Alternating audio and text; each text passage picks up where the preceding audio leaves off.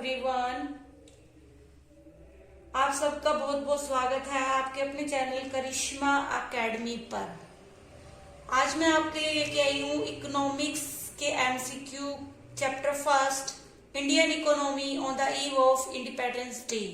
It means स्वतंत्रता दिवस की शाम के समय हमारी भारतीय अर्थव्यवस्था कैसी थी, उससे रिलेटेड है। ठीक है, स्टार्ट करते हैं हम। फर्स्ट क्वेश्चन है, in how many sectors is the occupational structure of India is divided.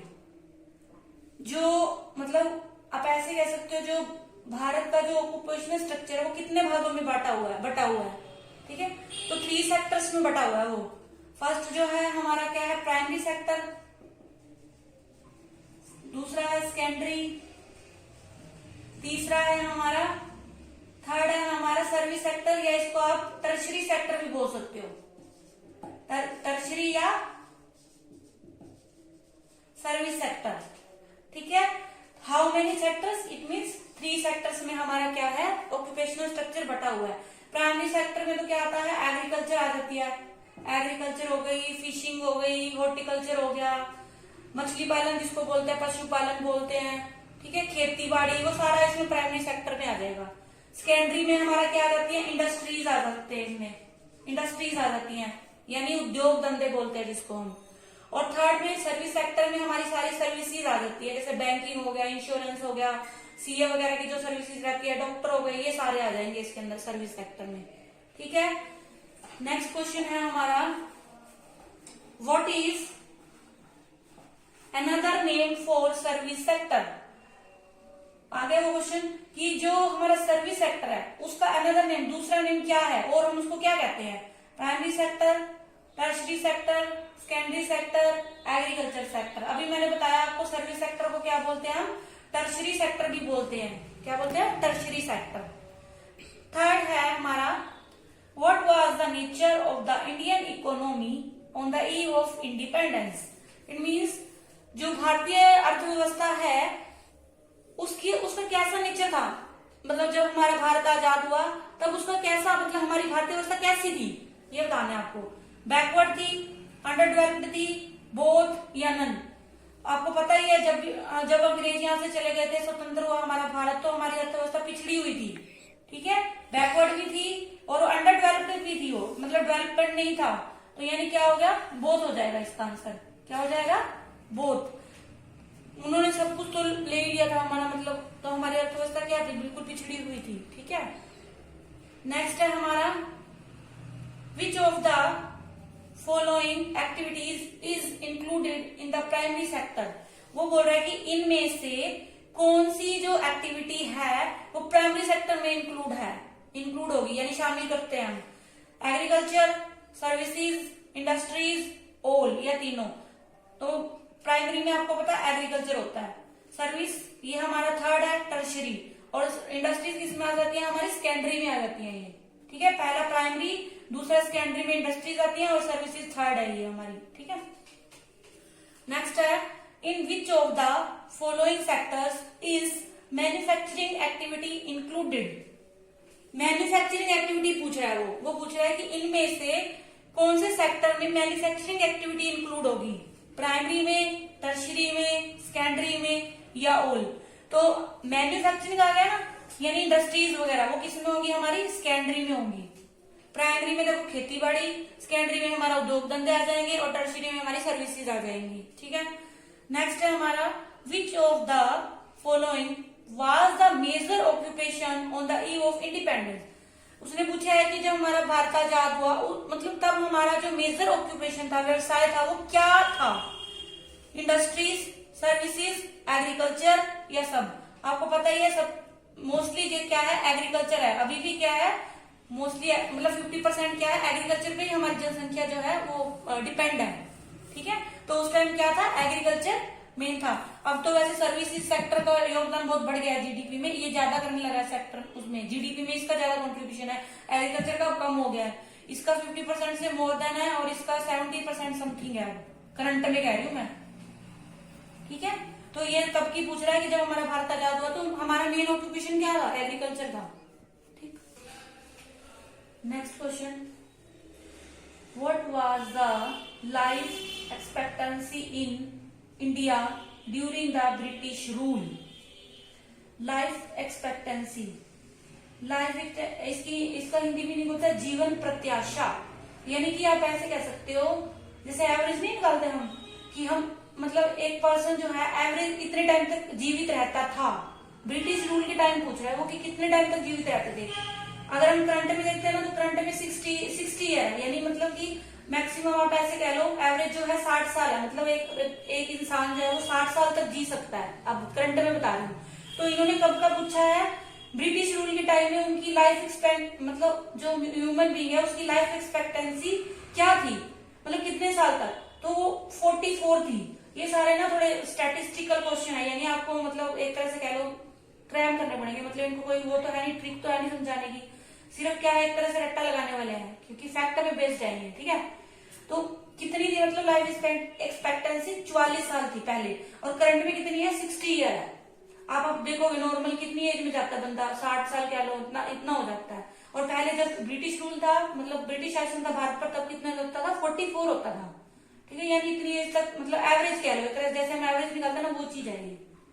ठीक, नेक्स्ट है, at the time of independence most of the land was owned by, मतलब वो पूछ रहा है कि स्वतंत्रता के समय जो मोस्टली जो जमीन थी वो किसके अंडर थी, या किसके अधिकार में थी, या उसके मालिकाना हक किस पे था? ऐसे कह सकते, किसका था मालिकाना हक? फार्मर्स का था, लेबर का था, जमींदार का था, या ओल का था? आपको पता है जो ना तो फार्मर थे इतने, वो ना लेबर थे। जो मोस्टली जो जमीन के वो थे ना, जमींदारों के पास होती थी जमीनें। ठीक है, जमींदार। What was the growth rate of पर capita income in India on the eve of independence? मतलब ग्रोथ रेट पूछ रहा है, कब की पूछ रहा है? जब भारत आजाद हुआ था तब कह लो। कितनी थी? 0.5% थी। ये सारे एनसीईआरटी के बेस्ड क्वेश्चन है आपके। ठीक है, और सीबीएसई ना एनसीईआरटी में से ही पूछता है, ध्यान रखना इस चीज का। कितनी थी growth rate per capita income? 0.5% थी, बहुत कम थी। ठीक है, which was belongs to the primary sector? ये चीज आपको पता होनी चाहिए कि कौन से सेक्टर में कौन सी एक्टिविटीज आती हैं। प्राइमरी सेक्टर में कौन सा मतलब इंक्लूड है, या पूछ रहे कौन सा बिलोंग करेगा इसके अंदर? फिशिंग, वाटर सप्लाई, बोथ या none? Which was belongs to the primary sector? Fishing, water supply, both, none?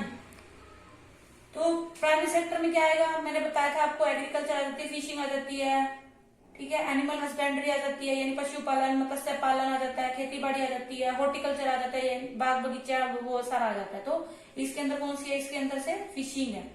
ठीक है, वाटर सप्लाई तो सर्विसेज में आ जाती है हमारी। बोथ तो हो ही नहीं सकता, क्योंकि ये नहीं है, एक नहीं है, तो बोथ कैसे होगा? नन भी नहीं हो सकता। ठीक है, which factor caused low productivity in agriculture? मतलब वो ये कह रहा है कि जो खेती मतलब जो खेती है यानी एग्रीकल्चर है, उसमें लो प्रोडक्टिविटी का कौन सा रीजन है? कौन सा फैक्टर कह लो, या कौन सा रीजन है? Low level of technology, high investment, none? देखो हाई इन्वेस्टमेंट तो हो नहीं सकता। अगर हाई इन्वेस्टमेंट होता तो एग्रीकल्चर डेवलप्ड होती, ना कि वो नीचे चली जाती। ठीक है, नन भी नहीं हो सकता। तो क्या आ जाएगा? लो लेवल ऑफ टेक्नोलॉजी, यानी टेक्नोलॉजी यूज नहीं करते ज्यादा हम। ठीक है, तो उसका रीजन क्या है? उससे प्रोडक्शन भी क्या होता है? कम होता है। ठीक है, तो इसमें से कौन सा आ जाएगा? लो लेवल ऑफ टेक्नोलॉजी। यहाँ पे अगर लो लेवल ऑफ इन्वेस्टमेंट होता ना तो हो जाता बोथ। ठीक है, नेक्स्ट है हमारा, which of the following are land revenue system? कौन से जो थे इनमें से कौन से जो है वो लैंड रिवेन्यू सिस्टम है? मतलब लैंड वो कहते हैं ना, वो टैक्स वगैरह लेते हैं, उसका वो है सिस्टम है, कौन सा है? जमींदारी सिस्टम, रोतवाड़ी सिस्टम, रोतवाड़ी बोलते हैं इसको, और महलवाड़ी सिस्टम, या ओल? ये तीनों ही क्या है? रिवेन्यू सिस्टम है ये। ठीक है, लैंड रिवेन्यू सिस्टम है, जिसको लगान बोलते हैं ना, लगान वसूलने की वो है ये। ठीक है, जमींदारी, रोतवाड़ी और महलवाड़ी। ठीक है,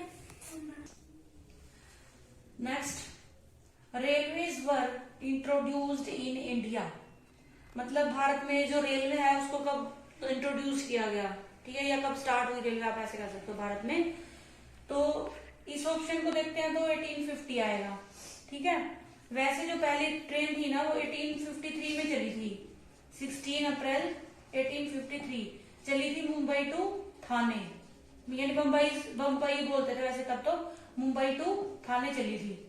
ठीक है, इस ऑप्शन के अकॉर्डिंग तो 1850 है, बट अगर 1853 हो ना तो इस पे क्लिक करना है, आपने इस पे नहीं करना, ये ध्यान रखना, क्योंकि ये वाला करेक्ट है। ये ऑप्शन के अकॉर्डिंग तो यही आएगा, आपके एनसीईआरटी में भी यही दिया हुआ है शायद इसलिए, लेकिन अगर ये दिया है ना तो प्रॉपर आपने इसी पे आंसर लगाना है। ठीक है, वरना गलत हो जाएगा। अगर दोनों दियो ना तो आपने इस पे लगाना, मैं ये कह रही हूँ। मतलब सपोज करो यहाँ पे 53 दिया होता और यहाँ 1850 दिया हुआ, तो आपने इसको आंसर करना है, तब इसको नहीं करना। ठीक है, नेक्स्ट है हमारा, what was the percentage of population dependent on agriculture under British rule. यानी ब्रिटिश रूल मतलब जब अंग्रेजों का शासन था भारत पर, तो कितने परसेंटेज पॉपुलेशन थी ना वो एग्रीकल्चर पे डिपेंड थी, वो ये पूछ रहा है। मोस्टली पहले तो पता ही आपको एग्रीकल्चर पे ही डिपेंड थी, तो जितना हाईएस्ट आपको दिख रहा है ना वही का वही लगा दो, यानी इन सब में से हाईएस्ट कौन सा 85%, तो 85% पॉपुलेशन क्या थी, एग्रीकल्चर पर डिपेंड थी जब ब्रिटिश रूल था इंडिया के अंदर। ठीक है, नेक्स्ट है हमारा जीडीपी स्टैंड्स फॉर, पढ़ रहे हैं ना हम, जीडीपी कितना था, 0.5% था, आया था ना, तो उसका मीनिंग पूछ रहा है कि जीडीपी का फुल फॉर्म क्या है। जीडीपी का फुल फॉर्म है gross domestic purchase, gross domestic product, gross double purchase या ऑल। इसका मीनिंग क्या है, ग्रोस डोमेस्टिक प्रोडक्ट। ठीक है, ग्रोस डोमेस्टिक प्रोडक्ट। ठीक है, ये थे हमारे आज के मोस्ट इंपोर्टेंट 15 एमसीक्यूज थे। ठीक है, तो आप वीडियो को देखते रहिए, लाइक करते रहिए और शेयर करते रहिए, और सब्सक्राइब खुद भी करिए और औरों से भी करवाइए। ठीक है, थैंक्स फॉर वॉचिंग।